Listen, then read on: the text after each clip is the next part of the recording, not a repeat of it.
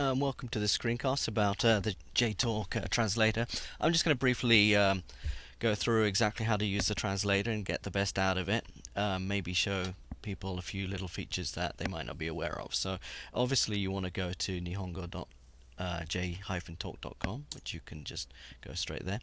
I'm going to recommend that if you are on a Windows machine, I would suspect that Firefox would be your best bet as a browser. If you're on a Mac, it doesn't really matter what you use, Firefox or Safari, they'll both work fairly well. So here's the interface that you all know and love. It's fairly straightforward.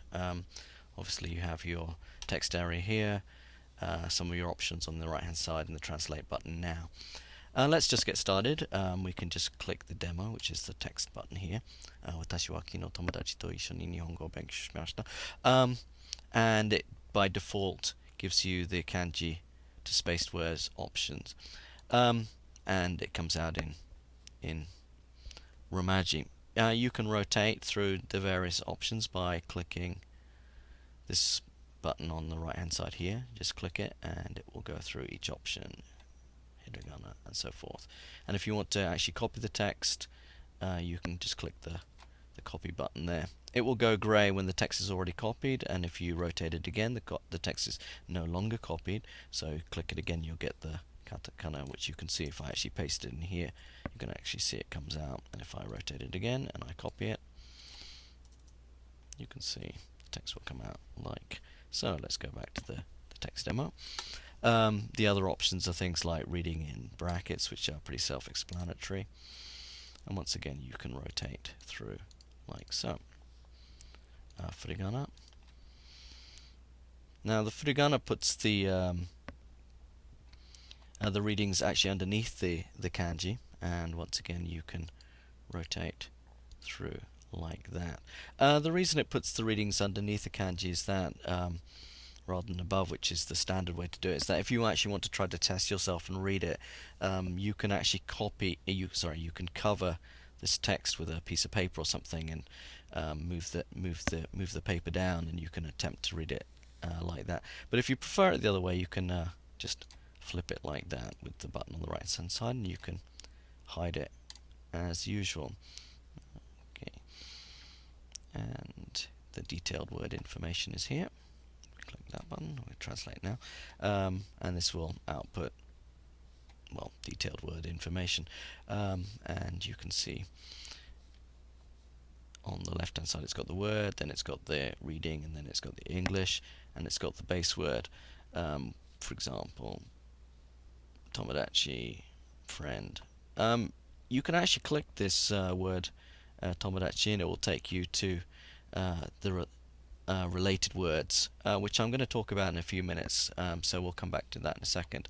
And if you click this button here, it brings up the rollover kanji, which I think is the most popular option, as it gives you a chance to attempt to read the kanji without it actually telling the answer directly, so we'll give that one a shot. So this is what happens when you have the rollover kanji, and you can see that some of the output is actually a little darker, sorry, a little lighter.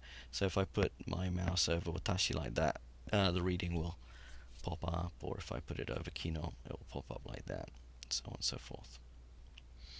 One option here, which I just mentioned a few minutes ago, what is the related word option, which is this button here, the little arrow. Now if you click that, as you can see, a little message comes up saying view related kanji, and if you click that, it will bring you to other kanji with the word watashi in it. So for example, if we click shiritsu here, the shiritsu kanji will come up. Now and you get things like kenritsu and tatsu and so on and so forth.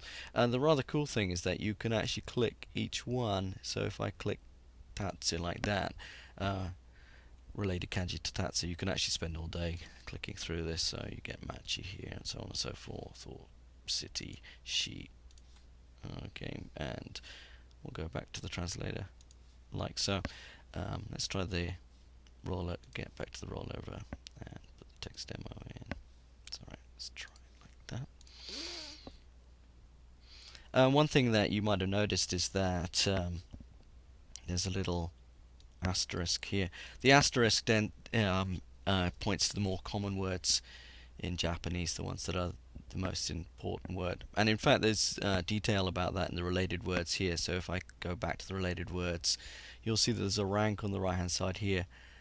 Basically, the rank is approximately whether it's a top 1,000 word or a top 2,000 word or a top 3,000 word. So something which has got a rank of 1 is in the top 1,000 words in Japanese. So obviously it's something you'd probably want to target if you were studying, whereas things that are um, 4, 5, or 6 might be a little bit more unusual. These ranks aren't absolutely accurate. I've got them from various sources. Some words may seem to be in the wrong place, but it gives an approximate idea of how common a word is. And we'll go back to the translator. One of the cool options is the ability to translate a website. And basically all you need to do is you need to type in http:// and it will translate the website for you. Okay, I'm going to give you an example of that. I think a good way to do is to find something that you're interested in Japanese in Japan. So for example, let's try Yakushima, which is an island. Okay, and as you can see, it brings us to the Yakushima Wikipedia page, and this is kind of handy. You click this, and of course it's all in English, so we don't actually want to translate this, but one of the cool things about Wikipedia is that it's kind of easy to find your way to the Japanese page, and then you just click copy that, go back again and paste it and click the translate now, and the translation for Wikipedia will appear like so. Basically what happens is that when you put your mouse over each word as before, if it has the correct translation, it will pop out. So sudo and so forth. A nice easy one here, or amami here. One of the cool things is that if you follow the link, it will take you to the next page, and it will also translate that page. So if you have, for example, let's Kagoshima. Oops, let's try this again. There you go. Sorry, Kyushu here. And sure enough, the translation for Kyushu comes back, and you can follow again as you were before. And we'll go back to the translator. I've added JTalk to Facebook. I tend to post things that are related to Japan and Japanese culture and Japanese language and so forth, so feel free to like or follow it. If you have a problem with the site, Facebook is often a good place to contact me. But if you're not a member of Facebook, you are welcome to contact me by email.